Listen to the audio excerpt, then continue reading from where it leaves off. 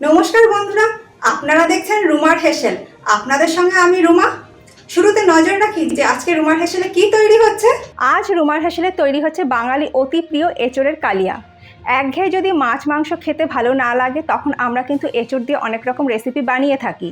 এর আগেও আমি এঁচোড়ের কোপ্তাকারি রেসিপি আপনাদের সঙ্গে শেয়ার করেছিলাম। যারা যারা দেখেননি লিঙ্কটা আমি ডেসক্রিপশন বক্সে দিয়ে দেবো, প্লিজ চেক করে নেবেন। আর এই রকমভাবে কারা কারা এঁচোড়ের কালিয়া বানিয়ে থাকেন আমাকে কমেন্ট করে জানাতে ভুলবেন না যেন।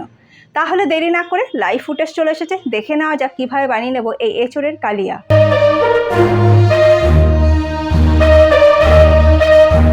এঁচোড়ের কালিয়া বানানোর জন্য নিয়েছি 500 গ্রাম এঁচোড়। একটু বড় বড় টুকরো করে এঁচোড়টাকে কেটে নিয়েছি।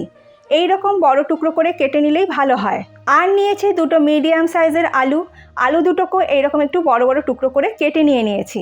রান্নাটা করার জন্য কড়াইতে দিয়ে দিচ্ছি 3 টেবিল স্পুন সর্ষের তেল। তেলের পরিমাণটা একটু বেশি ব্যবহার করতে হবে। তেল ভালো করে গরম করে নিয়ে টুকরো করে কেটে রাখা আলুগুলোকে দিয়ে হালকা করে ভেজে নেব, গ্যাসের ফ্লেমটা মিডিয়াম টু হাইতে করে দিয়ে। আলু ভাজতে ভাজতে এর মধ্যে দিয়ে দিচ্ছি সামান্য পরিমাণে নুন আর দিয়ে দিচ্ছি সামান্য পরিমাণে হলুদ গুঁড়ো। রেসিপিটা কেমন লাগলো কমেন্ট করে জানাতে ভুলবেন না। যদি ভালো লাগে তাহলে চ্যানেলটাকে সাবস্ক্রাইব করে আমার ছোট্ট পরিবারে আপনারা সদস্য হয়ে যেতে পারেন। আমার প্রত্যেকটা ভিডিও যদি আপনারা মিস না করতে চান তাহলে পাশে থাকা বেলটাও প্রেস করে দেবেন। আপনারা চাইলে আমাকে ফেসবুক ও ইনস্টাতেও ফলো করে নিতে পারেন। 3 থেকে 4 মিনিট আলুগুলোকে ভেজে নেওয়ার পর একটা পাত্রের মধ্যে তুলে নিচ্ছি। ওই একই তেলের মধ্যে টুকরো করে কেটে রাখা এঁচোড়গুলোকে দিয়ে দিলাম। এঁচোড়গুলোকে ভেজে নেব। এঁচোড় আমি কখনোই সেদ্ধ করে রান্না করি না। এঁচোড় যদি ভেজে নিয়ে রান্না করা হয় তাহলে তার স্বাদ বেশি ভালো হয়। এঁচোড়টা ভাজতে ভাজতে এর মধ্যে দিয়ে দিচ্ছি সামান্য পরিমাণে নুন আর দিয়ে দিচ্ছি সামান্য পরিমাণে হলুদ গুঁড়ো। মিডিয়াম টু হাই ফ্লেমে মিনিট 4-5 সময় ধরে এঁচোড়ের টুকরোগুলোকে ভালো করে ভেজে নিতে হবে। এঁচোড় ভাজতে ভাজতে এই গ্রেভির জন্য মশলা তৈরি করে নিচ্ছি। মিক্সিং জারের মধ্যে দিয়ে দিলাম একটা মিডিয়াম সাইজের পেঁয়াজ ছোটো ছোটো টুকরো করে, আর দিচ্ছি 3 কোয়া রসুন, 5টা পাকা লঙ্কা দিয়ে দিলাম। পাকা লঙ্কা দিলে রঙটা খুব সুন্দর হয়। আর দিয়ে দিলাম একটা বড় সাইজের টমেটোকে ছোটো ছোটো টুকরো করে। এই সমস্ত কিছু দিয়ে একটা মিহি পেস্ট তৈরি করে নেব। পাকা লঙ্কা না থাকলে অবশ্যই কাঁচা লঙ্কা ব্যবহার করতে পারেন। আদার ব্যবহার আমি এর মধ্যে করছি না। আদা ছাড়াই এই এঁচোড়ের কালিয়া স্বাদ অসাধারণ হয়। এঁচোড় আমার ভাজা হয়ে গেছে। এবার এঁচোড়টাকে তুলে একটা পাত্রের মধ্যে আমি নিয়ে নিচ্ছি। ওই একই কড়াইতেই দিয়ে দিচ্ছি আরও 3 টেবিল স্পুন সর্ষের তেল। তেল ভালো মতন গরম হয়ে গেলে ফোড়নে দিয়ে দিচ্ছি 1 টিস্পুন গোটা জিরে, আর দিয়ে দিচ্ছি একটা তেজপাতা টুকরো করে কেটে আমি দিয়ে দিলাম। আর দিয়ে দিচ্ছি 2টো ফাটিয়ে নেওয়া শুকনো লঙ্কা, আর লবঙ্গ দিয়ে দিচ্ছি 4 থেকে 5টা, আর দিয়ে দিচ্ছি 2 টুকরো দারচিনি, আর 2টো ছোটো এলাচকে ফাটিয়ে আমি দিয়ে দিলাম। 30 থেকে 40 সেকেন্ড সময় ধরে মশলাটাকে একটু ভেজে নেব। মশলা থেকে যখন সুন্দর গন্ধ বেরোতে শুরু করবে তখন এর মধ্যে দিয়ে দেব আগে থেকে বেটে নেওয়া মশলাটা দিয়ে মিডিয়াম টু হাই ফ্লেমে মিনিট 3-4 সময় ধরে ভালো করে কষিয়ে নিতে হবে।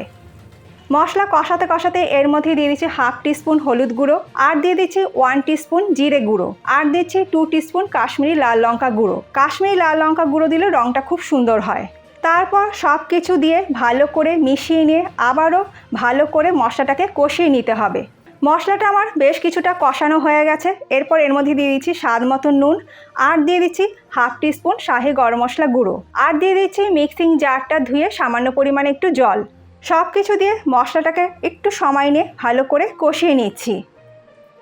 মশলা ভালো মতন কষানোর পর যখন মশলা থেকে তেল সেপারেট হতে শুরু করবে তখন ভেজে রাখা এঁচোড় আর আলুর টুকরোগুলোকে দিয়ে গ্যাসের ফ্লেমটা মিডিয়ামে করে দিয়ে মশলার সাথে ভালো করে কষিয়ে নিতে হবে। এঁচোড় যদি ভেজে নিয়ে রান্না করা হয় তাহলে তার স্বাদ বেশি ভালো হয়। এঁচোড় আর আলু মশলার সঙ্গে যখন ভালো করে কষিয়ে নেওয়া হয়ে যাবে তখন এর মধ্যে অল্প পরিমাণে একটু গরম জল দিয়ে দেব।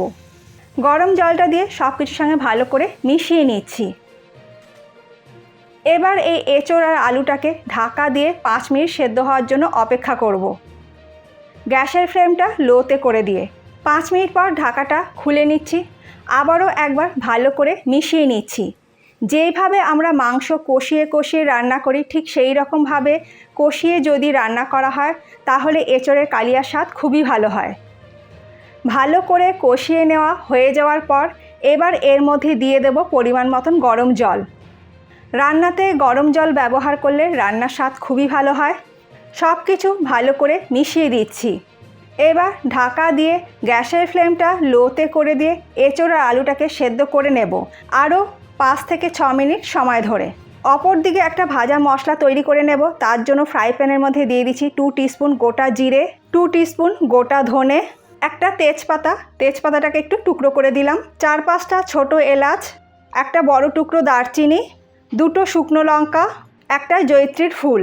গ্যাসের ফ্লেমটা লো টু মিডিয়ামে করে দিয়ে 1 থেকে 1.5 মিনিট এইগুলোকে একটু ড্রাই রোস্ট করে নেব। এই ভাজা মশলাটা গুঁড়ো করে আপনারা যে কোনো আমিষ নিরামিষ রান্নাতে ব্যবহার করতে পারেন। খুব বেশি সময় ধরে মশলা কখনোই ভাজবেন না, তাহলে মশলার সুন্দর গন্ধটা থাকবে না। মশলা আমার ড্রাই রোস্ট করে নেওয়া হয়ে গেছে। এবার গ্যাসের ফ্লেমটা অফ করে দিয়ে মশলাটাকে একটা প্লেটের মধ্যে ঢেলে ঠান্ডা করে নেব। ঠান্ডা করে নেওয়ার পর এটাকে গুঁড়ো করে নেব। অপর দিকে এঁচোড়ের কালিয়া কিন্তু মোটামুটি হয়ে এসেছে।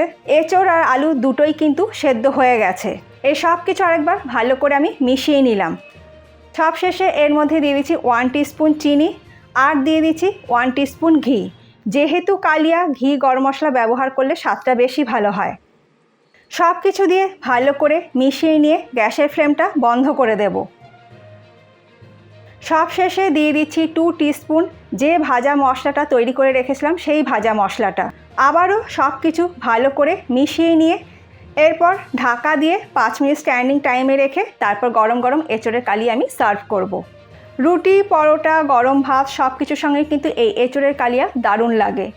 আজকের আমার এই রেসিপিটা আপনাদের কেমন লাগলো কমেন্ট করে জানাতে ভুলবেন না। আবারও বলছি, রেসিপিটা ভালো লাগলে চ্যানেলটাকে সাবস্ক্রাইব করে আমার ছোট্ট পরিবারে আপনারা সদস্য হয়ে যেতে পারেন। আমার প্রত্যেকটা ভিডিও যদি আপনারা মিস না করতে চান তাহলে পাশে থাকা বেলটাও প্রেস করে দেবেন। আপনারা চাইলে আমাকে ফেসবুক ও ইনস্টাতেও ফলো করে নিতে পারেন। আজ তাহলে এই পর্যন্ত, আবার দেখা হবে নতুন কোনো কুকিং নিউজের সঙ্গে। ভালো থাকবেন, সুস্থ থাকবেন, ধন্যবাদ।